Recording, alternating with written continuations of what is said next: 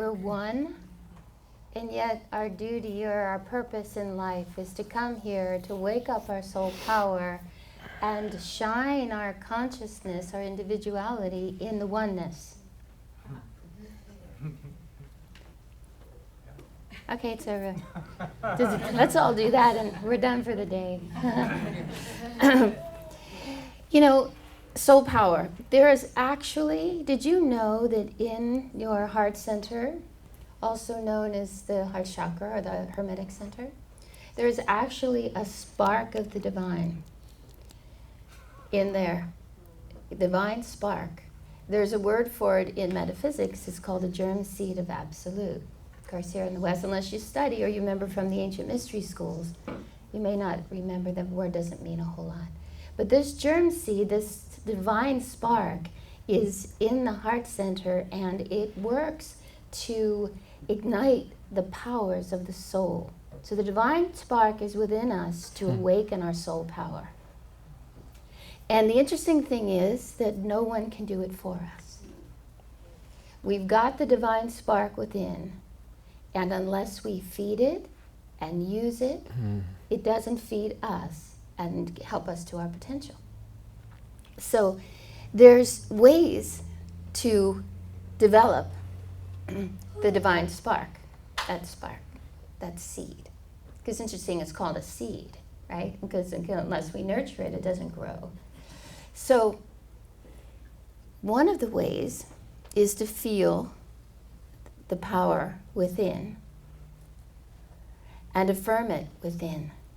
And it goes and then begin to practicing it without. And I'll give you an exact example of that in just a moment. But it goes very well with what's going on right now in the cosmos, because what we're being asked to do is to remember or to see all of our life as a mirror. Everything in life, in our lives, is to mirror back to us something we need to become aware of, or a little fire for that divine spark. A lot of people like to call it the mirrored self. So in other words, if someone says something to you that doesn't feel right, it hits us in that uncomfortable spot. Instead of saying, our reaction might be, why did you say that to me? Or, how dare you? Or, who do you think you are? You don't know me, right? Mm-hmm. So instead of any of those, we could play with, an aware soul could play with, either why did I need to hear that? Or, why did I say that to myself? Because we have that saying, right? If I were you, and I am, right? In the oneness, but we're the individual consciousness. Why did I need to hear that? Why did I say that to myself? And then, if someone said something like, you don't care, or you don't understand me, and you could say, wow, is there a part of myself I'm not understanding? It's not a part of life that I haven't quite grokked yet. And be willing to just look without shame, right? Without criticism, right? So we begin to look, and we begin to look at our lives and see the messages where we need to shift, because the truth of the matter is, as much as we love somebody, we will never see life through their consciousness. We can only see life through our consciousness. So it's important to have that filter called our consciousness tuned to the highest vibration. Right? So if everything out there is a reflection, do you ever notice when you're in a great mood, everything is beautiful? You're driving, you go, wow, what an exceptional day. Even if it's cloudy, wow, I'm so glad it's cloudy, Food tastes better, and then the opposite happens. If we wake up with a problem or a situation, nothing, not our favorite food, not our favorite person, not our kitty cats and our doggies, or no one can make us happy. Right? Because whatever that is inside of us has dulled down. So, talking about this germ seed, right, this spark of the divine, here's an exercise, and I want to kind of throw this out for the day. Because it's not enough to just come together. It's really fun to come together. And it's really nice to be here with you. And I feel so privileged to be up here because I get to see all of you at one time. And it's really a beautiful sight to behold, like flowers. Divine Mother's garden. But what if we did something today that shifted and lifted that consciousness to awaken the divine spark within? So I mentioned before, affirmation can do it. But such as this. Did I bring this? Yes. So this hit me this morning. I was doing these exercises. These affirmations actually came, whether you believe it or not, I do.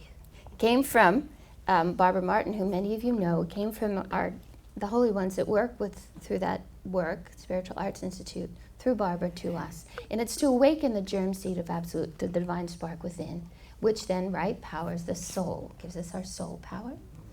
And as I was doing these this morning, these affirmations, and focusing, I've been doing them for some time now, intermittently, I was beginning to realize I saw how the mirrored self and this divine spark played into each other.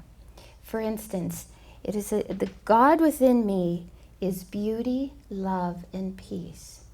So I went within, and I was feeling it in my heart, and then I said, beauty, love, and peace is God within me. And then I went, wait a minute. If I take that further, if we take that, just beauty, go within, God within me is beauty. Beauty is God within me.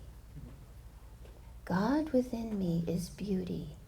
Beauty is God within me. Now you recognize beauty within. Everywhere you go today, when you see beauty, especially if you make it in your awareness to notice beauty,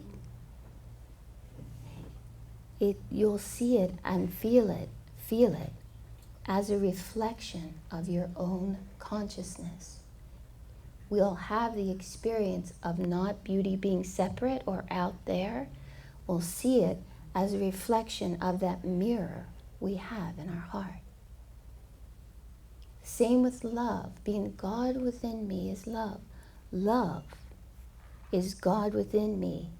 But I am seeing, I'm just perceiving it as being out here. But it's reflecting from the mirror within me. It's a mirror trick. Love, peace, beauty is a mirror trick from our own hearts. And the more we do that, you know what happens? A mirror, when it reflects the sun, if you did it just right, couldn't it light a fire? Right? Enough heat? That's how the soul is ignited by the divine spark within.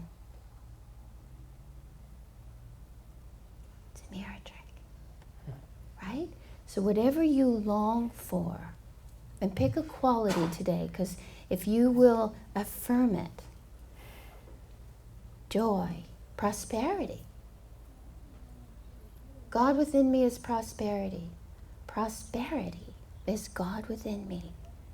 And then begin to look for your day how your heart is reflecting abundance.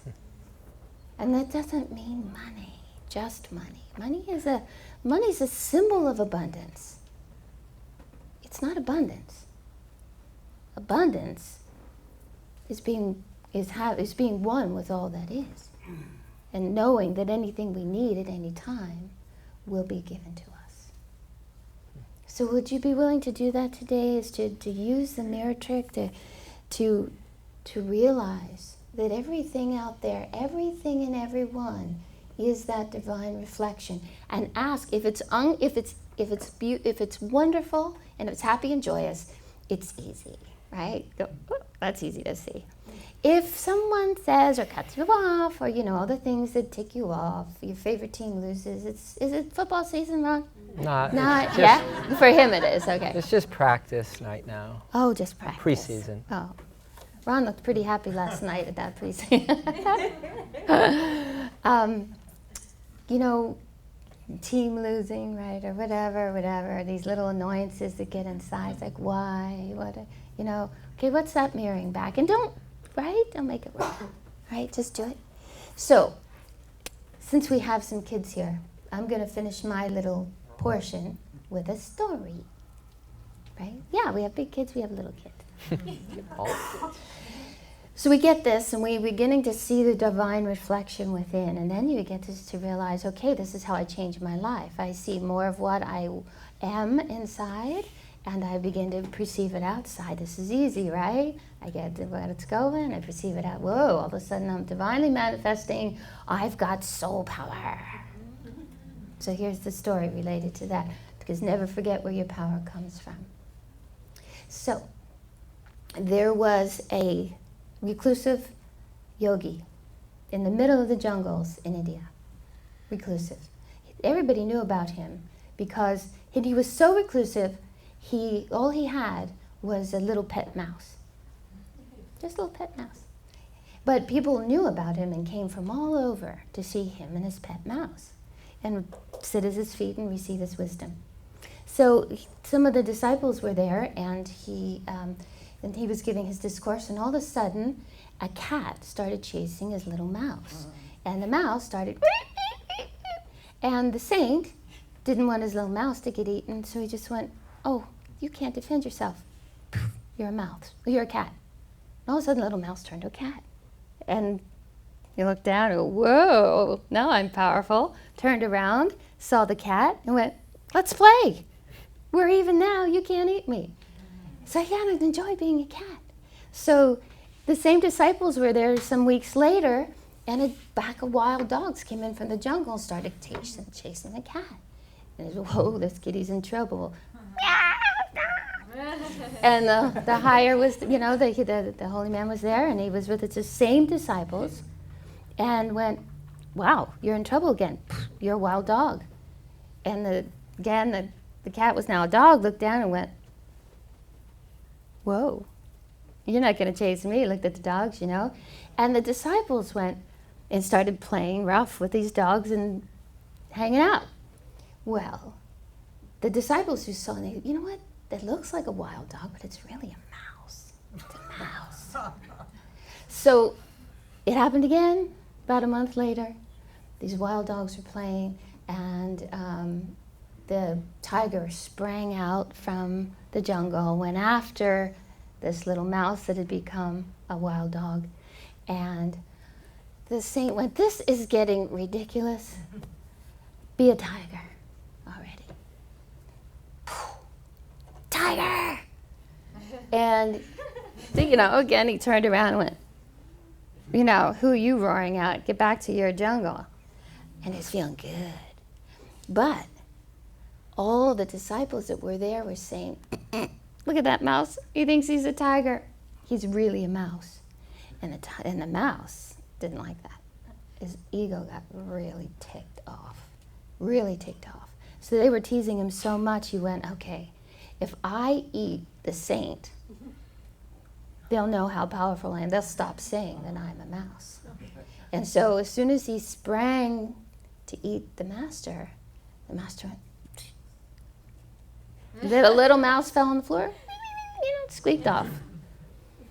So you see, there's the moral, as we build our power, remember where that power came from. And remember what it's like to be a mouse. Because then we can relate to each other. Then we're not looking at people who haven't gotten on the path, or people who are stuck, or people do things, and we're going, oh, why don't you grow up? Why don't you tap into your soul power? Remember that it's the divine through us. And that we are going to become lions with this tremendous soul power. But let's never forget where we came from. Keep our humility, and we won't have to go backwards spiritually. We can keep going forward if we remember that it's our effort combined with the grace of God.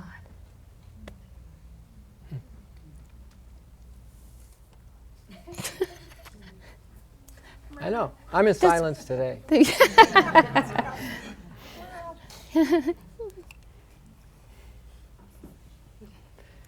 He or she who conquers her mind or his mind conquers the world. He or she who conquers her mind conquers the world. So when we think about mirroring, when we think about power, it all hinges on how you're using your mind as a divine mind or allowing your mind to use you. In other words, what are you focusing on? You know, there's so many martial artists that have just so focused their minds that they can just say and just stand in a certain pose, and they say to their students, try to push me over. And they can't push them over. And sometimes they can't even get into the auric field of this master, because just a focused mind, you know, just a focused mind that's centered in the thought that, you know, I'm centered, I'm immovable, and then nothing can come to push that guy over. And so our minds, when distracted, have no power because they jump. They just go from one thing to another, right?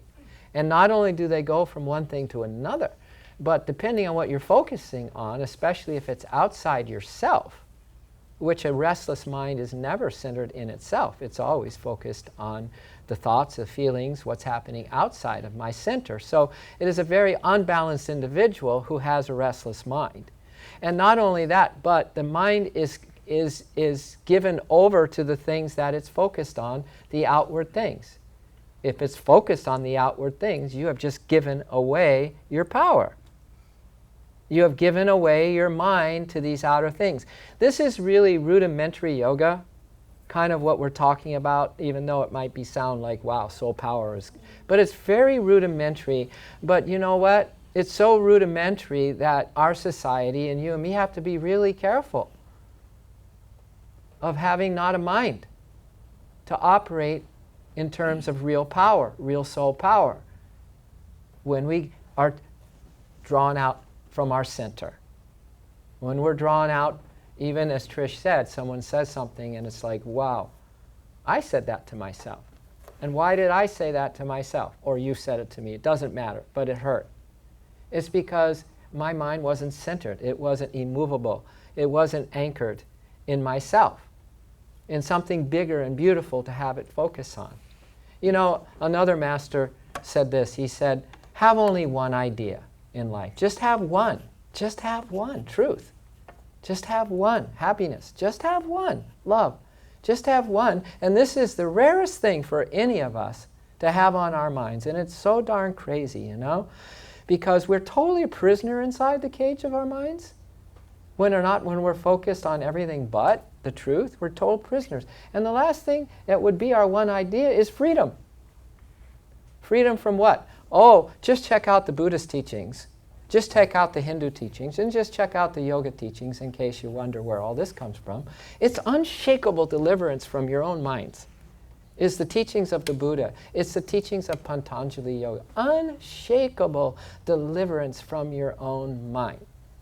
That means there is a mind we have that is the squirmish, kind of restless, manas, sense world, outside of my self-identified mind. And then, of course, you have this beautiful, beautiful mind that's the intuitive mind, or called the Buddhi mind, where it's just like in a flash, you get it. In a flash, you're in your center.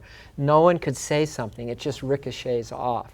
You don't accept it. Why? Because your mind is centered in your capital S self, which is so beautiful and so happy and so peaceful. A universe in itself. Remember, if you conquer your mind, you conquer the world. You conquer yourself if you conquer your mind.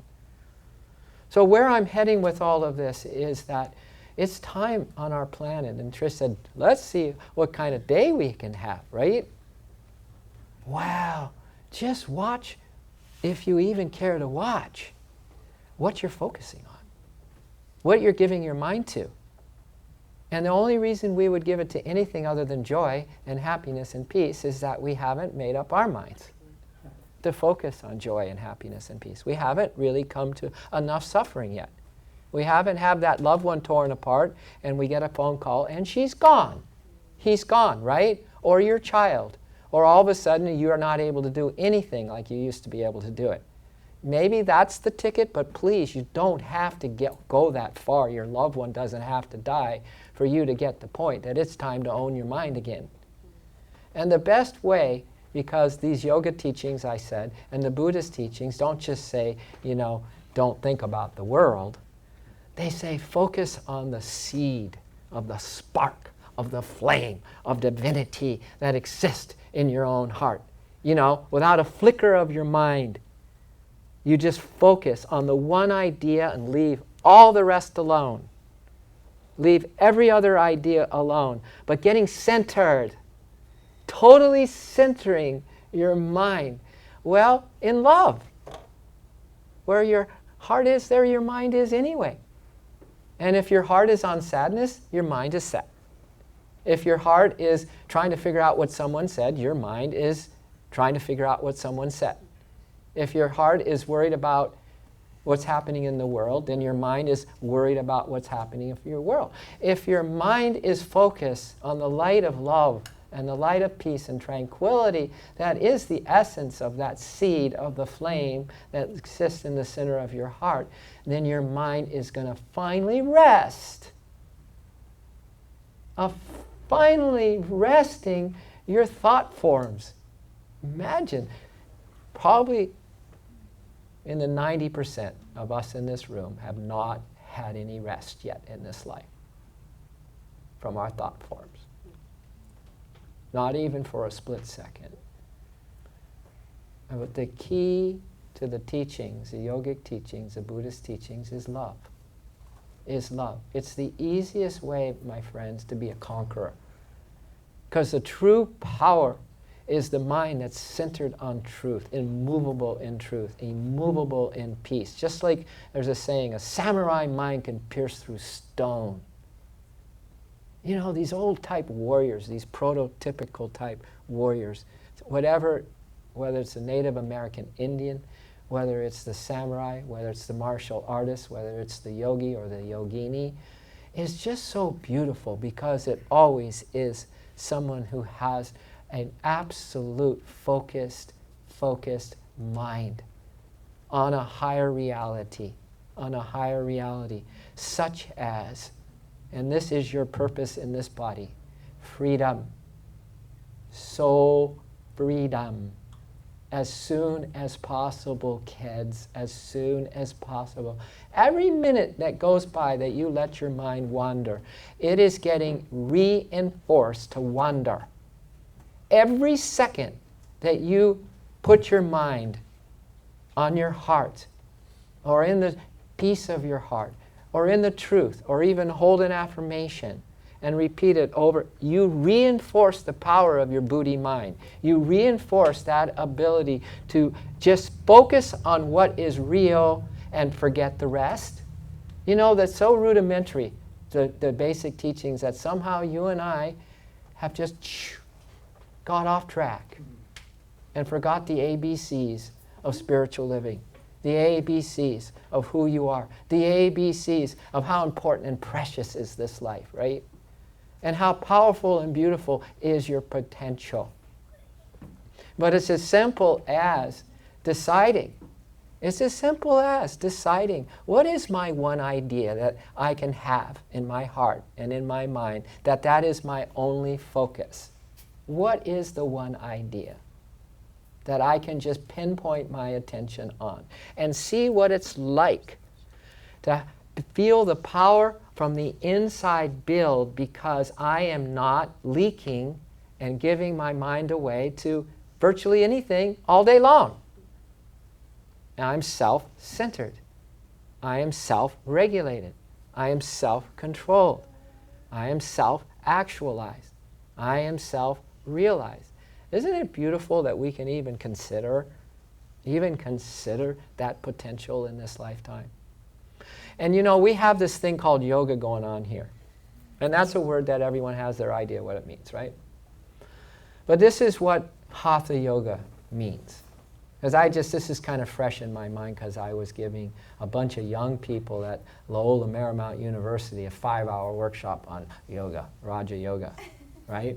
Oh, we had so much fun. We had so much fun, because it's only in having fun and opening up your heart that you can kind of go, oh, is this what it's really all about? Because your head gets in the way with all your ideas, and it's so far off the mark. Anyway, here's what I told them about Hatha Yoga, which we have so many classes going on, you know. And you have you guys got your nice real rubber mats or whatever kind of materials in your mat rolled up, and so you keep it in your car, and it's like a thing, it's a happening. But here's what it's really all about. Because the word Hatha means staying or abiding. Staying or abiding. Meaning that the mind is going to stay and abide where you want it to while you're doing those funny things called poses, right? Where you're wearing your little yoga outfits and all that stuff. The mind is going to stay and abide, and it's going to become quiet. That's Hatha Yoga. Now, for that to pull off, highly recommend that you breathe consciously. Which you do anyway. But breathe deep, diaphragm, yogic breaths. So that the mind is like a horse that needs to be tied. So tie it to the breath. And then I would breathe from the center of here. So that spark has a potential to just flame up. That spark of love, that spark of intuition, that spark of true power, which is really resting the mind in the center of the flame of divinity within you, right? And then, this is the best part of Hatha Yoga. And this is what I told these college kids yesterday. I said, it's meant to, in your yoga class, that your whole life flash before your eyes. That this stuff comes up. That whatever needs to be flushed out or let go of is boom! Why is this coming up in this pose? Why do all of a sudden I feel really achy on this side of my body, right? Why do I feel so weak? Why am I now worried about this thing that I was worried about last week but I haven't been thinking about for a while? It's supposed to come up in your yoga practice. Why? So this fire that the spark of divinity is going to light right at your third chakra, which is the Manipur fire center. It's the flame that is going to engulf the thing that pops up to mirror back to you as a beautiful voice, quite frankly. Not as a demon voice, but as a beautiful voice. Hey, would you free me? Would you free me? I don't need to torment you anymore. I really don't. Your higher self has asked me to come to the mirror of your mind right here in Hatha Yoga, because Hatha Yoga is designed that way, so you can free me. Would you let me go? How do I free you, demon? And the demon says back, you free me by not thinking about me. If you don't think about me, I don't exist. So please put your mind where your higher self is asking you to put your mind. On the eternal truths. On the eternal truths. So just like matter of fact, rudimentary yesterday, we say to these young college kids, by the way, if you're worried about the future of our world, don't. You give these kids a match of truth, a match of, well, this doesn't have to be a heady thing, a match of authenticity, right? A match of, wow, this can be fun. A match that, wow, they are much more powerful and beautiful than they're giving themselves to be. A match that they, wow, you mean I don't have to give my body over to every Tom, Dick, and Harry that I meet? Yeah, we talked about stuff like, no, you don't. We talked about setting soul boundaries. Soul boundaries that you set. No, you don't want to even give your mind over to anything. More or less giving your body over to these things. And these young people just like, whatever this is, I want more of. Where are you? What do you do? I want to be there. And their soul was just screaming for the truth. It was so, so beautiful to watch our young people so ready to really lock on to one idea in their life and to bypass, quite frankly, incarnations of suffering from thinking that you guys have the option for other ideas. You know, Hafiz puts it this way. He said, everybody's playing chess with God, right? And he said the unenlightened person is playing chess with God, and the game is checkmate, or almost checkmate, and these unenlightened people are thinking, I still have 1,000 moves. I can get out of this. I can make a thought. And you're playing with God, right? You're playing with spirit. Where the enlightened person, even before the game is way over, says, checkmate, I'm checkmate, and steps up and dances with joy, saying, I surrender. I don't have any more moves. I've never had any more moves. That's the mind that you're allowing to run your life, that you have all these options. You have 31 flavors to choose from at any given moment. But the Holy Ones say, no, one idea. So that that mind can be riveted, just riveted, so nobody can come and take anything away from you, ever. The worst thing that can happen is not taken away. You are buried. You are refuged. You are absolutely anchor. A lot of people, New Age people, are using anchor. What is your anchor? Have a mudra. Have something. What is my anchor? Come on, mind. Come back to your anchor. You know? Mine is simple. Left hand on the heart, right hand over. Just so I can say, oh my heart, lead my mind within. Let my mind rest in the love that is existing as immortal, unconditional, undying love within me. So play with that today. Just see what it's like as you as this superhero, right? This super soul. Someone mentioned to me lately, we had this beautiful immersion in love, and they said the next day, they said, wow, it's just everything is just so normal out here again. Everything is just so normal out here again, and I'm slipping into normal. And I said, that's because you experience a little super normal while you're at immersion in love.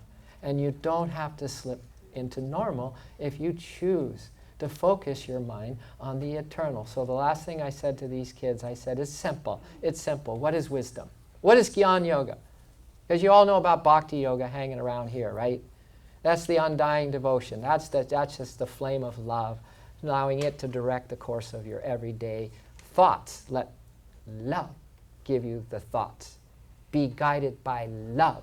Be guided by the inspiration of joy, the anticipation of joy, this anticipation that you can be free, more or less, today from any kind of outward pulling your mind away from your sender. But the last thing I told them, I said, it's very simple. We're in bodies that are temporary, but we are the soul that is eternal and undying. Wisdom simply, always, always focuses on that which is eternal. And there's a saying that went around in the monks where I lived with for 25 years, and it was this, pretty rad. It said, never focus on that which you have to give up again. Never focus on that which you have to give up again. And focus on that which is eternal. Okay? So way to go. Way to go, booty minds. Way to go to pinpoint your attention on one idea, and that is the beauty, the power, the magnificence, the glory, the undying love, the brilliance of your soul within yourself.